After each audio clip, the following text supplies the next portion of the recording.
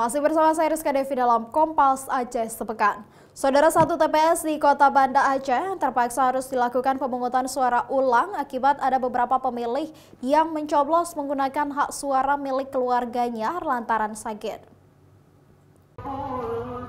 PSU akan dilakukan di Kota Banda Aceh karena suami mencoblos menggunakan hak pilih istri. Hal ini dilakukan sang suami lantaran istrinya baru melahirkan.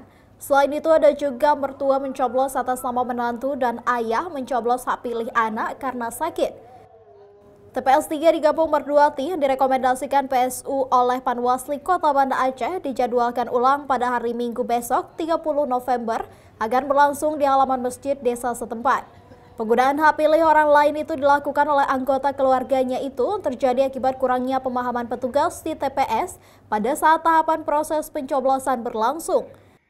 Alasan dilaksanakan PSU salah satunya adalah ditemukan ada pemilih yang menggunakan bukan hak pilihnya. Jadi ada warga yang mewakili atas nama keluarga yang kondisi kurang sehat. Akhirnya diwakili sempat sudah tercoblos, oleh karena itu berdasarkan rekomendasi pengawas TPS ya, kemudian diteruskan kepada Panwascam dan kemudian diteruskan kepada kita bahwa setelah kita lakukan klarifikasi juga ke jajaran kita di KPPS memang benar ada yang seperti itu, makanya ini harus kita lakukan pemungutan suara ulang. Untuk persiapan PSU di suatu TPS, KIP Kota Banda Aceh telah berkoordinasi dengan Forkopimda dan pihak terkait. Saat ini seluruh persiapan logistik dan perlengkapan lainnya telah disiapkan untuk dilaksanakan pada hari Minggu mendatang.